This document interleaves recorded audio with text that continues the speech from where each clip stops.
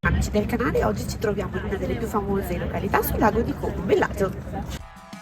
Situato in una posizione strategica dove il lago si divide nei rami di Como e di Lecco, Bellagio è un borgo pittoresco ricco di storia, cultura e bellezza naturale. Incantevole meta turistica, Bellagio è una delle località tra le più amate del Lario. Le sue ville sono celebri in tutto il mondo per il loro sfarzo e per i loro giardini curatissimi. Il lungolago invece dà la possibilità di godere di vista sul lago di Como e sulle montagne circostanti.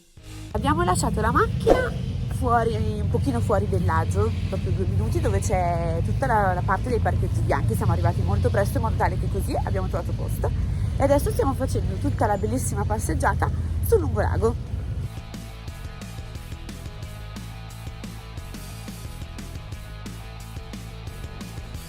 Ci troviamo sulla famosissima scalinata Terbelloni, uno dei punti più instagrammabili di Bellagio, infatti è bellissima. Wow! Questa località era già un'ambita meta turistica fin dalla metà dell'Ottocento, per merito della sua posizione unica dal punto di vista paesaggistico e climatico.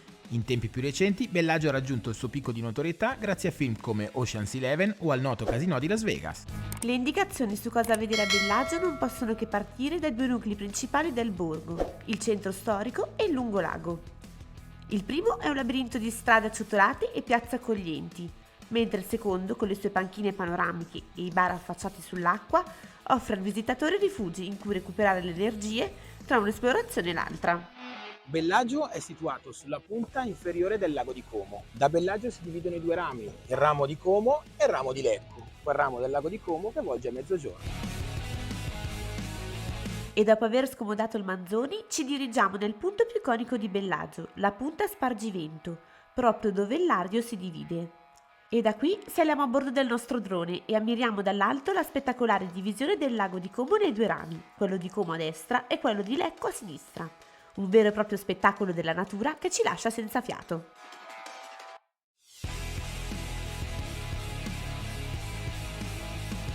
E con le montagne sullo sfondo ammiriamo quanto la natura sia capace di creare paesaggi incredibili.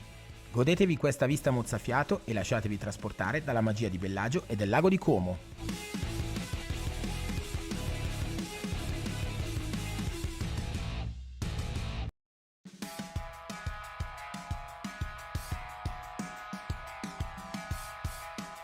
Dalla punta Sopravento possiamo vedere alla mia sinistra Varenna, alla mia destra invece troviamo Menaggio e invece alle mie spalle troviamo Colico. Abbiamo fatto un video per ognuna di queste esperienze, vi invitiamo ad andare a vederle all'interno del nostro canale. Unire Varenna, Bellagio e Menaggio con una gita in battello potrebbe essere un'ottima idea per una scampagnata domenicale.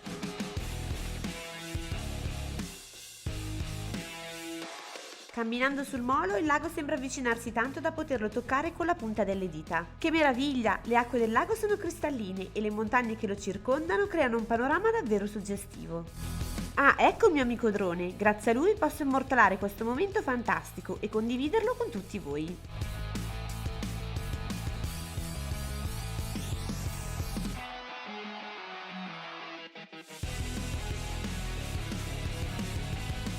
È ora di andare, ma questo posto rimarrà per sempre nel mio cuore. Scendiamo dal drone e visitiamo la chiesa di San Giacomo, un esempio di architettura romanico-lombarda. La chiesa si eleva nel centro della frazione di Borgo ed è individuabile anche da lontano per la sua alta e possente torre campanaria, costruita nell'XI secolo in blocchi di pietra di Moltrasio. All'interno possiamo ammirare opere d'arte di pregio, tra cui affreschi del XIV secolo. E adesso ci addentriamo all'interno del centro storico di Bellagio, un labirinto di stradine con scorci affascinanti e piazzette molto accoglienti.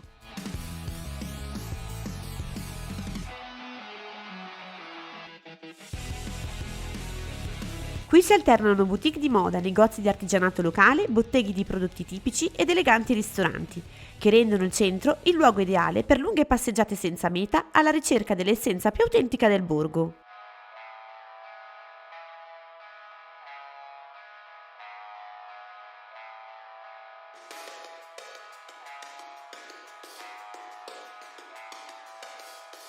Nell'immergersi nei vicoletti di Bellagio potete ammirare anche l'architettura locale e l'atmosfera che è decisamente molto romantica. Bellagio è un vero e proprio melting pot di turisti provenienti da tutto il mondo. Ogni anno circa 280.000 persone visitano questa perla del lago di Como, attratti dalla sua bellezza unica e dal suo fascino senza tempo. Persone di culture diverse si incontrano e si mescolano in questo piccolo borgo, creando un'atmosfera vivace e cosmopolita. Un luogo dove tutti possono sentirsi a proprio agio, soprattutto per chi ama viaggiare e conoscere nuove culture. Comunque io non è che voglio dire, però mi fai sempre fare delle grandi scale. Stavolta è discesa però. È andata bene questa volta, sì. Stamattina me la fate fare al contrario, però ragazzi. Però non tutta.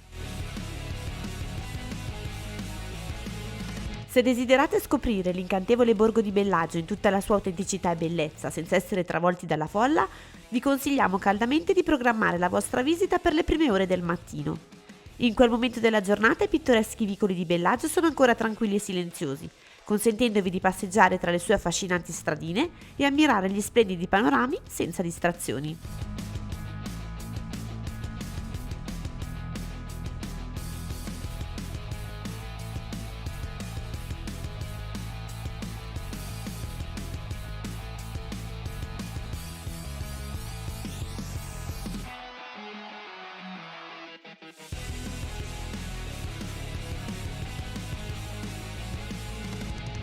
Stiamo passeggiando sul bellissimo fiorito lungo Lago Europa.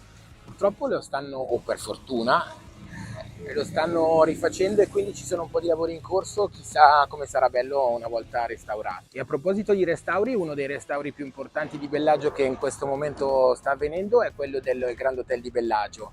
Bellagio è una rinomata località turistica lussuosa e il Grand Hotel assieme alla Villa Serbelloni sono le due strutture più importanti e più imponenti della località lacustre. Dietro questi lussuosissimi alberghi c'è la figura di un nome molto importante, niente poco di meno che Rockefeller.